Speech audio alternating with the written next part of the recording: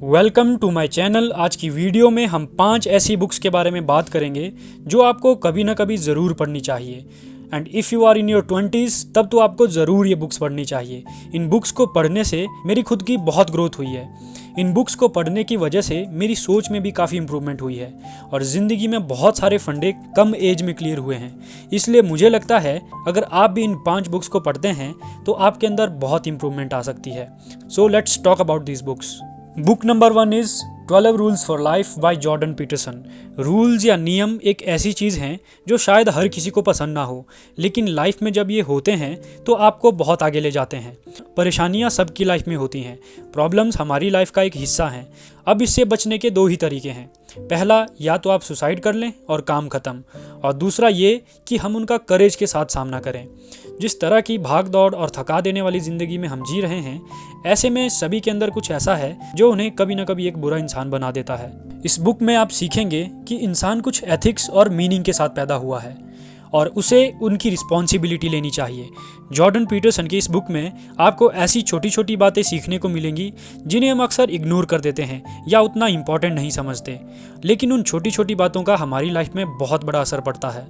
Book number 2, the rudest book ever by श्वेताव गंगवार। क्या आपको ऐसा लगता है कि आधे से ज़्यादा वक्त हमारे दिमाग में फालतू के ख्याल घूमते रहते हैं? लोग अक्सर अपना कीमती समय उन चीज़ों के बारे में सोचते हुए बिताते हैं जिससे उनका कोई लेना देना नहीं था।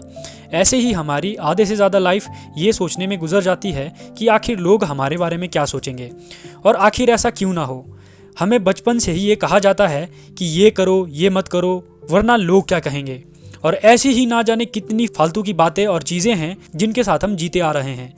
और श्वेताव गंगवार की इस बुक में आपको सीखने को मिलेगा कि लाइफ में फालतू चीज़ों से कैसे डील करना है। ये बुक पर्सपेक्टिव्स का एक कंपोजिशन है। ये बुक किसी भी एक बकवास बात के बारे में नहीं है।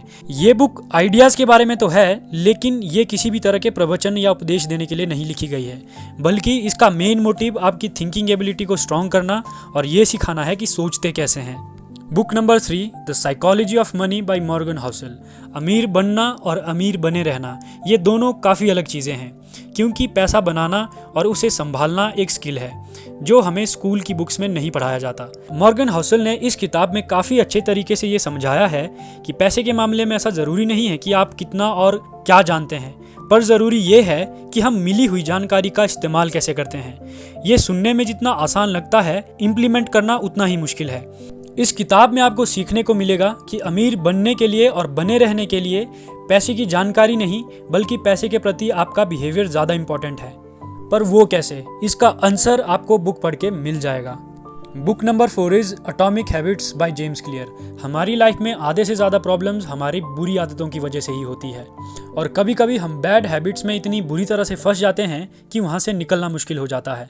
इस किताब में आपको ये सीखने को मिलेगा कि आसानी से इन आदतों से कैसे छुटकारा पाना है। इस किताब में सिर्फ बुरी आदतों से बचना ही नहीं, बल्कि अच्छी आदतें कैसे आसानी से आप अपने लाइफ में ला सकते हैं, ये भी बताया गया है। सो ये एक मस्ट रीड बुक है। Book number 5 is can't hurt me by David Goggins. हम में से कितने ऐसे लोग हैं जो अपनी फुल पोटेंशियल का यूज़ कर पाते हैं? काफ़ी सारे लोगों को ये लगता है कि वो अपने माइंड और अपनी बॉडी की फुल पोटेंशियल का यूज़ कर रहे हैं, बट ऐसा सिर्फ कुछ % लोग ही कर पाते हैं। अगर आपको लगता है कि आप बहुत आम हैं, ज़्यादा कुछ कर नहीं सकते, तो आपको ये किताब ज़रूर पढ़नी चाहिए। इस बुक को पढ़ने के बाद आपको ये रियलाइज़ होगा कि जितना आप खुद को समझते हैं, आप उससे कई ज़्यादा हैं। तो ये वो 5 मस्ट रीड बुक्स हैं जिन्हें पढ़ने से आपकी लाइफ में ज़रूर इम्प्रूवमेंट आएगी। अगर आप इन बुक्स को बाय करना चाहते हैं तो डिस्क्रिप्शन बॉक्स में दिए हुए लिंक से आप इन्हें बाय कर सकते हैं।